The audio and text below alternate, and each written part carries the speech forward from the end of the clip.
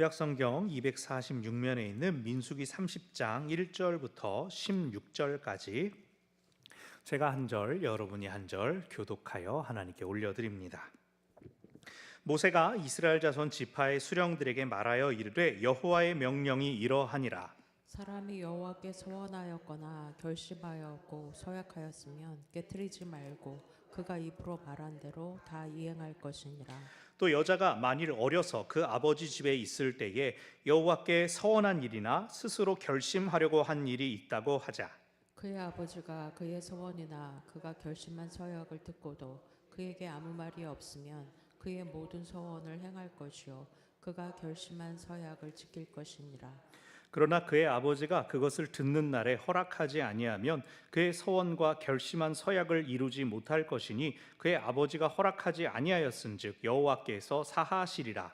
또 혹시 남편을 맞을 때나 서원이나 결심한 서약을 경솔하게 그의 입술로 말하였으면 그의 남편이 그것을 듣고 그 듣는 날에 그에게 아무 말이 없으면 그 서원을 이행할 것이요 그가 결심한 서약을 지킬 것이니라. 그러나 그의 남편이 그것을 듣는 날에 허락하지 아니하면 그 서원과 결심하려고 경솔하게 입술로 말한 서약은 무효가 될 것이니 여호와께서 그 여자를 사하시리라. 과부나 이혼당한 여자의 서원이나 그가 결심한 모든 서약은 지킬 것이니라. 부녀가 혹시 그의 남편의 집에서 서원을 하였다든지 결심하고 서약을 하였다 하자.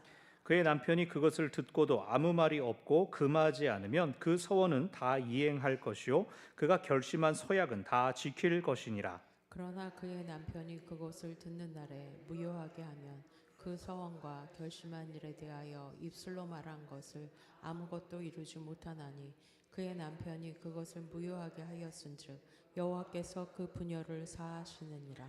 모든 서원과 마음을 자제하기로 한 모든 서약은 그의 남편이 그것을 지키게도 할 수 있고 무효하게도 할 수 있으니 남편이 여러 날이 지나도록 말이 없으면 아내의 서원과 스스로 결심한 일을 지키게 하는 것이니 이는 그가 그것을 들을 때에 그의 아내에게 아무 말도 아니하였으므로 지키게 됨이니라. 그러나 그의 남편이 들은 지 얼마 후에 그것을 무효하게 하면 그가 아내의 죄를 담당할 것이니라.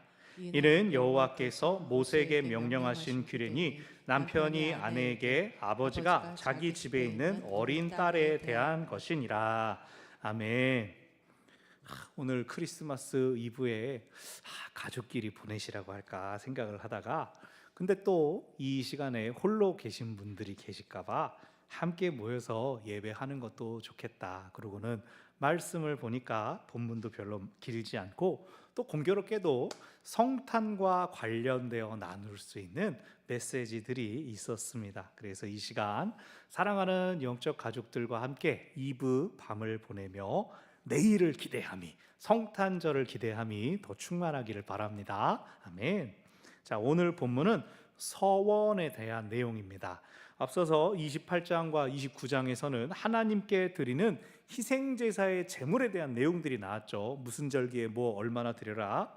그리고 그 마지막에 29장 39절을 보면은 너희가 절기를 당할 때 여호와께 이같이 드려라 라고 하며 이는 너희의 서원제나 낙헌제로 드리는 제사들 외에 드려라 라고 하여서 그러면은 서원제를 드릴 때는 어떻게 하라는 겁니까? 낙헌제를 드릴 때는 어떻게 해야 합니까? 라에 대한 답을 말합니다. 하지만 모든 서원에 대해서 다루지는 않습니다. 그것은 이미 출애굽기 때부터 계속 얘기를 했기 때문에 여기서는 오늘 본문에서는 특히 여성의 서원에 대한 것들을 다루고 있습니다. 성경에서 나오는 일반적인 진술은 모두 드러내지는 않지만 예를 들어 어떤 사람이라고 할 때는 다 남자 이야기입니다. 남성 중심적입니다. 어떤 특별한 경우에서만 뭐 이제 생리를 한다든가 그런 경우에 대해서 여성에 대한 언급이 나옵니다. 한때는 성경이 여성을 차별하고 비하한다라는 그런 해석들이 많이 있었습니다. 그거를 뭐 이렇게 돌이키다 보니까 뭐 페미니즘으로 읽고 뭐 퀴어로 읽고 난리가 났는데 하지만 시간이 흐르면서 우리 사회적인 이 문화 인식이 상승하면서 이게 차별은 차별이 맞다. 그런데 비하하는 차별이 아니라 오히려 우대하는 차별이다라고 오늘날은 보고 있습니다. 여러분 비행기 타려고 하실 때 어린아이 동반한 가족분들 먼저 앞으로 나오십시오. 얼마 전부터 그런 이 배려들이 나타났습니다. 그렇게 되면 이제 깐난쟁이 애기들 안고 막 얼굴 막 이렇게 한 손가락 요만한 애들을, 아니면 이제 유모차 끌고 기내에서 이제 접을 수 있는 유모차 끈 사람들이 앞으로 나옵니다. 그러면은 다른 승객들이 줄 서 있다가 그 앞으로 가는 사람들 보면서 아이고 저 유모차 저거 불편해서 어떡하냐, 아이고 애기가 비행기에서 저 까무러치겠네. 사람들이 그렇게 합니까? 그렇게 하지 않고 저 사람들이 보호받아야 될 약자니까 배려를 받는구나 라고 기다리죠. 또 애기 없나? 또 누구 앞에 가야 될 사람 없나? 주변을 돌아보기도 합니다. 그래서 이름을 부르고 모두가 그들을 주목하게 한다고 해서 낮추려고 하는 의도는 아니다. 여기서도 마찬가지입니다. 성경의 많은 구절들은 당시 고대 근동의 가부장적인 사회를 바탕으로 했기 때문에 일반적으로 사람 하면 보통 남자를 떠올렸던 사회적인 시대적인 배경들을 반영한 것입니다. 읽는 사람들도 주로 남성이고 기록한 사람들도 거의 남성이었죠. 하지만 하나님의 관심은 남성에게만이 아니라 여성에게도 똑같았기 때문에 너희들 여성들은 이렇게 해라 라고 별도로 알려주신 것, 즉 특별 대우로서 알려주시는 차별이라고 할 수가 있습니다. 이제 말씀을 보면 30장 2절, 사람이 여호와께 서원하였거나 결심하고 서약하였으면, 두 가지 경우가 나옵니다. 서원하는 게 있고 서약하는 게 있습니다. 서원이라고 하면 네데르라고 하여서 무엇을 드리겠습니다, 바치겠습니다, 적극적인 헌신입니다. 기도를 들어주시면 뭘 드리겠습니다. 우리가 잘 아는 서원 그대로입니다. 아들을 바치겠습니다. 누굽니까? 사무엘의 엄마인 한나가 약속을 드렸습니다. 네데르, 서원을 드렸습니다. 서약은 아사르라고 하는 내가 무엇을 하지 않겠습니다 라고 하는 소극적인 헌신입니다. 내가 기도를 들어주시면 안 하겠습니다, 금연하겠습니다, 금주하겠습니다, 이상한데 노는데 안 가겠습니다, 이런 식으로 하는 거죠. 나실인 서원 같은 경우가 이 서약이 이 아사르입니다. 머리 안 깎고 포도주 안 먹고 시체 안 만지고 뭘 하지 않겠다. 서원이랑 서약이랑 누가 더 세고 강한 걸까요? 하나님이 어떤 거 더 잘 들어주실까요? 그런 게 어디 있습니까? 그런 거 없습니다. 자기가 주어진 상황 가운데에서 나는 드리겠다고 약속을 할 수 있고 나는 금하겠다고 약속할 수도 있는데, 중요한 것은 하나님이랑 약속한다는 겁니다. 그래서 오늘 본문에서도 서원은 괜찮은데 서약은 이러면 안 된다, 이런 식으로 하지 않습니다. 똑같이 중요하다고 계속 병행해서 두 개를 같이 부르면서 이야기합니다. 그러니까 우리가 기도하면서 뭘 드릴까? 무엇을 좀 안 할까? 하나님 죄송해요, 제가 믿음이 약해가지고 뭘 더 드리지 못하고, 이렇게 말할 필요가 없다는 거예요. 중요한 건 뭡니까? 하나님 앞에 간절함으로 우리의 마음을 세우는 것, 그것이 중요합니다. 그 중요한 마음, 하나님께 가고자 하는 마음, 그것을 잘 지키시기를 바랍니다. 자, 2절 후반절에 서원이든 서약이든 중요한 것은 무엇이냐면 깨뜨리지 말고 입으로 말한 대로 다 이행하라. 하나님과 약속한 것이기 때문에 어기게 되면 그것은 신성모독, 하나님 가지고 장난친 걸로 간주되었습니다. 하나님 속이려고 거짓말했다는 겁니다. 근데 사람들은 생각합니다. 나중에 상황이 바뀌어서 약속했는데 진짜 하려고 했는데 시간이 지나서 못한 거 아닙니까? 그런 일까지 고려해서 서원이든 서약이든 하라는 겁니다. 그런데 그럼에도 불구하고 서원이나 서약을 했을 때에 3절, 여자가 어려서 집에 있을 때, 즉 출가하지 않은 상태일 때, 보통은 이제 어려서라는 표현을 보면 젊은 여성들을 의미합니다. 오늘 본문에서 여러 여성들이 등장하는데 나이가 많지만 출가하지 않은 여성에 대해서는 다루지 않습니다. 오늘날에는 그런 분들이 많이 계시지만 고대 이스라엘에게서는 여자가 출가하지 못하는 것 자체가 드문 일이었기 때문에 따로 다뤄지지 않았습니다. 아버지의 집에 있을 때라고 하는 것은 그녀의 법적인 보호자가 그녀의 아버지다라는 뜻이죠.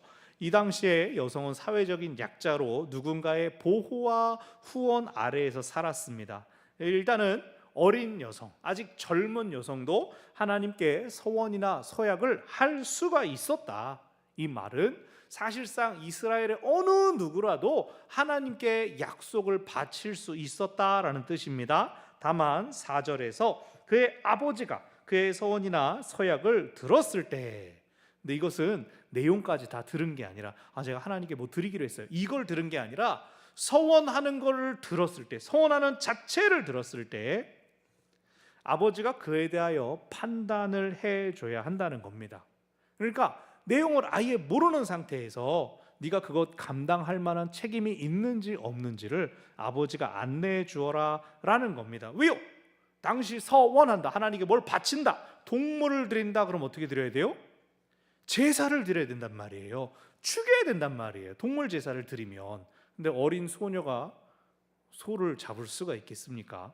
그럼 말도 안 되는 서원을 하지 않도록, 하나님 앞에 죄를 짓지 않도록 지켜주어야 한다는 것이죠. 또 서약 같은 경우, 내가 뭐 안 할래요 라고 서약할 경우는 또 뭐가 문제입니까? 나실인 포도주를 먹지 않습니다. 잔치자리 못 갑니다. 가면은 저는 물 주세요 뭐 이렇게 분위기를 이렇게 잘 못 맞추는, 사회적으로 반하는 일들이 있을 수가 있기 때문에 4절, 아버지가 듣고 애가 뭐 하나님이랑 약속한 바가 있는가 보네, 열심히 뜨겁네 해서 내버려두면 그것은 꼭 지켜야 하는 것이 된다. 근데 5절에서 아버지가 허락하지 않으면 안 해도 된다. 하나님도 그것은 죄로 말씀하지 않으신다라고 합니다. 그러니까 자기 말에 대한 책임을 아버지가 이제 보호막 역할을 해줄 수가 있다는 것이죠. 네가 하나님께 무엇을 지킬 수가 있느냐, 너 그 말은 신중해야 된다, 하지 말아라 삐 하면은 하나님도 오케이 삐 그러신다는 거예요. 근데 이 말의 반대는 뭡니까? 여호와께서 사하시리라는 말의 반대는 뭡니까? 아버지가 허락해줘서 꼭 지켜야 하는데 지키지 않으면 서원을 한 사람이 벌을 받는다라는 게 전제되어 있습니다. 자, 이번에는 6절부터 8절까지 남편을 맞을 때의 여인이 나옵니다. 그런데 10절부터 13절에 가면은 또다시 부녀라는 표현이 나옵니다. 그럼 뭐 6절 8절이랑 10절 13절이랑 뭡니까? 둘 다 유부녀인데 뭐가 다릅니까? 6절부터 8절에서 말하는 것은 남편을 맞이하려고 하는, 아직 출가는 하지 않았지만 약혼자, 정혼자가 있는 그런 케이스입니다. 그래서 아직 혼인을 하지 않았으니까 살림을 합치지 않고 아직 아버지의 집에 살고 있습니다. 그러면 아버지가 보호자가 되는 게 아니라 결혼하기로 약조한 남자가 이 여자의 가장, 책임자, 보호자가 된다는 것입니다. 그래서 이 예비 남편의 허락에 따라 서원과 서약을 지킬 수 있다는 겁니다. 그런데 특히 6절부터 8절에서는 조심스러운 표현 몇 가지가 있는데, 6절에 경솔하게 그의 입술로 말하였으면 이라는 표현이 있습니다. 이건 결혼을 아직 안 했으니까 동거 중이 아닌데 자기가 서원이나 서약을 하는 것에 대해서 바로 옆에서 듣고 보호해줄 그런 사람이 없는데 서원이나 서약을 하면 그 책임은 오롯이 네가 져야 된다라고 하는 겁니다. 보호자가 법적으로는 있지만 같이 붙어있지 않을 때의 상황을 염두에 두라는 것입니다. 한편 9절에서 보면 과부나 이혼당한 여자는 서원이나 서약을 하면 반드시 지켜라. 이 말은 남편이 없어지면 보호자가 사라진다라는 뜻입니다. 그래서 과부는 언제나 고아와 나그네와 함께 사회적 돌봄 1순위에 있습니다. 그러므로 보호자가 없는 이들 역시 서원이나 서약을 조심해야 됩니다. 물론 남자는 보호자가 없으니까 무조건 다 지켜야 됩니다. 출가하고 아내가 허락해고죠 아니고 이런 거 없어요. 자, 10절부터 12절 출가한 사람입니다. 그리고 15절까지도 이제 그 모든 걸 포함하는 경우예요. 가장 많고 가장 일반적인 경우가 뒤에 나옵니다. 고대 이스라엘에서는 시집도 일찍 갔어요. 10대 후반 뭐 이럴 때 갔어요. 그래서 마리아 같은 경우도 거의 뭐 13살에서 16살 그 사이로 봅니다. 특히 서원이나 서약을 할 수 있는 연령대라고 하면 아가씨들보다도 유부녀가 훨씬 많았을 겁니다. 11절, 남편이 듣고 아무 일이 없고 아무 말 없고 금하지도 않으면 그건 그대로 해라. 암묵적 동의로 받아들입니다. 12절 하지만 들었으면 금할 수 무효하게 할 수 있다. 그리고 하나님이 여인을 사하여 주신다. 그런데 이제 12절 끝에 보면 여호와께서 그 부녀를 사하여 주신다라고 나옵니다. 어떤 사본에서는 그들을 사하여 주실 것이다. 복수 형태로 돼 있어서 그럼 둘 다 사죄해 주시나 사하여 주시나 했지만 여기 관계는 뭐 부녀 관계가 아니라 부부 관계죠. 그래서 여기서 하나님께서 벌하시고 사하시고 뭐 이것은 서원을 한 당사자에게만 해당되는 것이다. 그걸 다시 강조하는 표현입니다. 13절부터 15절은 남편의 입장에서 남편의 상황에서 다시 앞에 이야기를 정리합니다. 13절 모든 서원과 또 마음을 자제하기로 한 모든 서약, 앞에 서원은 네데르, 마음을 자제하기로, 마음을 괴롭게 하기로, 마음을 괴롭게 하는 것은 금식을 뜻하는 표현이기도 합니다. 그래서 아사르가 구별이 돼서 나 금식하려고 해요. 그런데 남편이 하지 말라고 할 수 있다는 거예요. 건강을 잘 챙겨줘야 될 때는 금식도 상태를 봐서 해야 되겠죠. 이를테면 14절 들었으면 그것을 바로 반응해 줘야 된다. 말을 여러 날이 지나도록 말이 없으면 이미 동의한 것이다. 근데 15절 얼마가 지난 다음에 가만히 있다가 하지마 이렇게 얘기하면은 이미 그것은 하기로 하나님께 약속이 된 것이니 그 죄는 남편의 몫이다라고 이야기를 합니다. 어떤 학자는 이러한 규정들은 남편이 아내의 서원에 대한 권리를 악용하는 것을 막아주는 것이라고 합니다. 서원하면은 일단 재산이 나가는 거 아닙니까? 또 혹은 서약을 하게 되면 자기 생활의 모습을 바꿔야 하는 것입니다. 처음에는 서원했나 보다 뭐 아무 말도 없다가 나중에 생각해 보니까 아까워서 안 되겠다. 안 돼! 이렇게 중간에 말을 바꾸면 안 된다는 거죠. 남편은 하나님과 아내 사이에서 보호자의 역할을 하는 것이지 중재자나 결정권자가 되려 하면 안 된다는 것입니다. 16절 이 말씀이 대상이 명확해집니다. 남편이 아내에게 아버지가 자기 집에 있는 어린 딸에게 대하여 이렇게 서원과 서약을 통제해 주어라, 관리해 주어라 라고 합니다. 본문이 되게 짧죠? 오늘 본문은 서원이 가지고 있는 결합적인 성격을 다루고 있습니다. 아버지나 남편이라는 권위 아래에 있는 여인들이 서원, 서약을 할 때입니다. 믿는 사람 누구든지 하나님 앞에 자유롭게 서원하고 서약할 수는 있지만 그 상대가 하나님이시기 때문에 거기에는 엄중한 책임이 뒤따릅니다. 사회적으로 남성에 비해서 약하고 보호받아야 했던 고대 근동에서 여성도 얼마든지 서원이나 서약을 할 수는 있었지만 여인을 위한 보호막이 있어야 한다라는 것을 확실하게 가르쳐 주는 것이 오늘 본문입니다. 우리가 오늘 본문을 통해 세 가지를 기억하기를 바랍니다. 첫 번째로 사랑에 대한 세 가지인데요. 첫 번째, 사랑은 보호하는 것입니다. 오늘 본문에서 아버지와 남편은 보호막, 방패 이런 이미지를 가지고 있습니다. 하나님 앞에 죄 짓는 것을 막아주는 역할을 합니다. 그들은 자기 가족들이 하나님 앞에 자유롭게 예배할 수 있도록 하는 것과 함께 무분별한 경솔한 서원이나 서약에서 안전하도록 보호해 주어야 합니다. 근데 이 보호한다는 것이 뭐 남성 아래에 두는 것이 아닙니다. 당시의 여성에게 경제적인 주도권이 거의 없었기 때문에 그 책임 소재는 가장에게 있는 것이다 라고 하는 것입니다. 저는 가끔 이제 어느 성도분이나 아는 분이 내가 그때 하나님한테 서원을 했는데 그걸 내가 못 지키고 있는 것 같아서 막 꿈에 무서운 게 나오기도 하고 일이 안 풀리는 것 같아요 막 그러면서 근심된다고 걱정된다고 그러면 그냥 오늘 본문처럼 그 내용 깊이 들을 것도 없이 하지 마세요. 그냥 무효와 선언을 나름 합니다. 제가 뭐 무효한다고 해서 뭐 남편이나 뭐 아버지는 아니지만 영적인 안내자로서 하나님께 자기가 약속한 것 때문에 근심할 바에는 차라리 자유로우라 이겁니다. 누가 그 사람한테 그러려면 하지 마세요 이 한마디를 안 해주니까 자기 안에서 어떡하지 나 하나님한테 약속했는데 거기에 매여 있는 것 저는 그건 건강하지 않은 것 같아요. 차라리 그거 안 해도 괜찮아요. 그냥 그 영혼을 자유롭게 해주고 싶습니다. 여러분, 하나님 앞에 어떻게 행할지 우리가 다 선택할 수 있습니다. 억지로 막 헌신해. 요즘 누가 그럽니까? 우리가 구약의 말씀들을 쭉 배우고는 있지만 여기에 얽매이지 않아도 됩니다. 왜일까요? 우리한텐 구약 말고 신약도 있잖아요. 우리한텐 말씀이신 예수님이 찾아오셨습니다. 옛날 약속들입니다. 자기가 한 말도 잘 지켜야 되겠지만 그 자기가 한 말에 매여서 하나님의 그 크신 사랑을 잊어버린다면 그게 더 큰일 아니겠어요? 성탄절의 여인 하면 예수님의 어머니 마리아죠. 그녀는 처녀 수태라는 놀라운 사건 속에서 요셉의 보호를 받았습니다.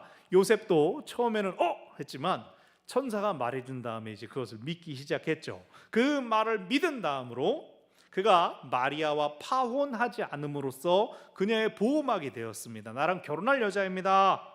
다른 사람들이 요셉을 향하여 저거 결혼도 안 했는데 급했구만, 건드렸구만 이라는 손가락질, 그것들을 자기가 맡기로 한 겁니다. 나의 정혼자입니다라고 그녀를 보호한 겁니다.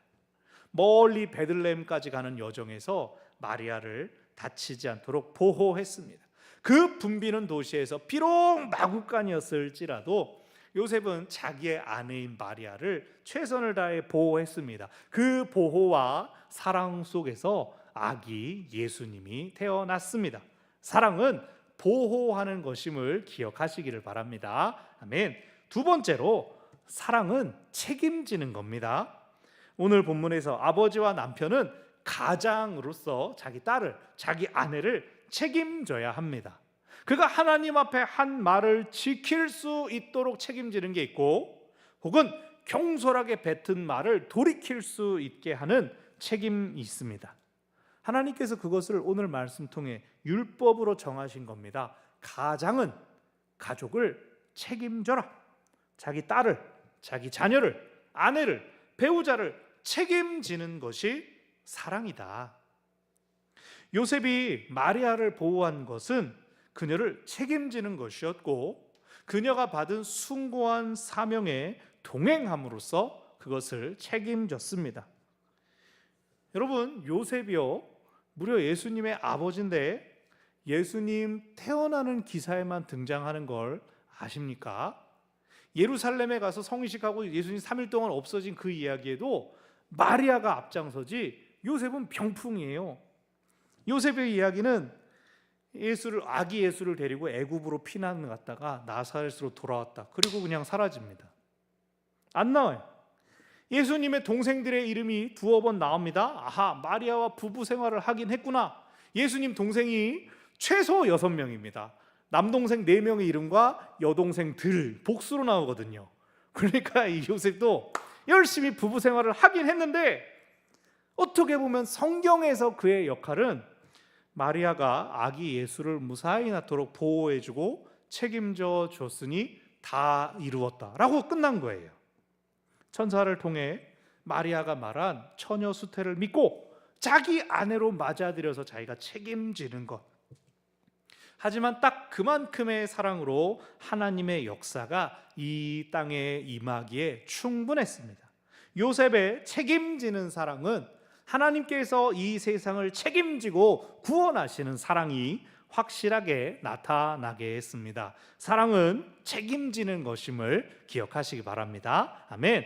마지막으로, 사랑은 함께하는 것입니다.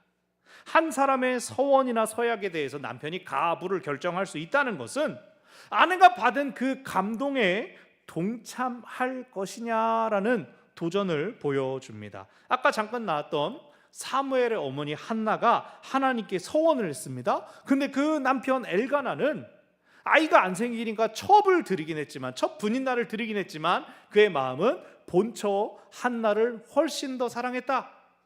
그런데 그 한나가 자기가 아기 갖기를 그렇게 고대했는데 그 아기를 성전에다 바치겠다라고 했을 때 정말로 사랑하는 남편이라면 어떻게 하는 게 맞았을까요?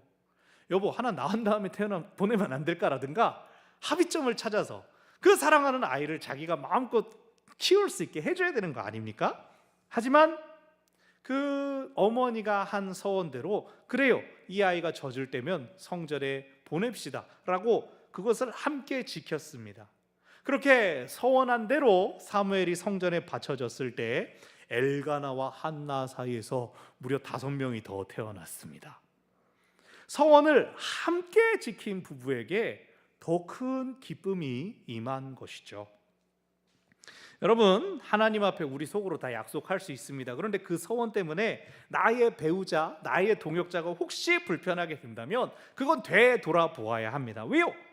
사랑은 함께하는 것이기 때문입니다. 내 혼자 쭉 이끌고 가버려서는 안 됩니다. 속도를 맞춰야 됩니다. 아니, 나랑 상관없는 사람이 서원이 하든지 말든지 뭔 상관이겠어요. 하지만 가족이라면 다르다는 거예요.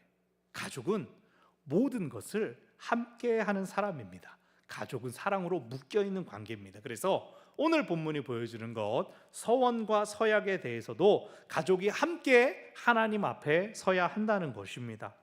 요셉이 마리아와 동역했습니다. 동행했습니다. 마리아의 몸에서 아기 예수님이 태어났습니다. 하지만 요셉도 옆에서 함께 기다리고 함께 여행했습니다. 그리고 그 마국간에서 함께 하나님께 경배했습니다. 사랑은 함께하는 것입니다. 그러므로 말씀을 받은 우리도 사랑하기를 바랍니다. 어떻게 해요? 보호하고 책임지고 함께함으로 사랑하기를 바랍니다. 그게 우리에게 주신 하나님의 사랑의 의미입니다. 말씀을 정리합니다.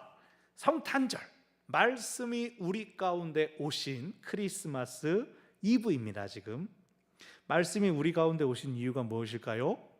우리를 사랑하시기 때문입니다.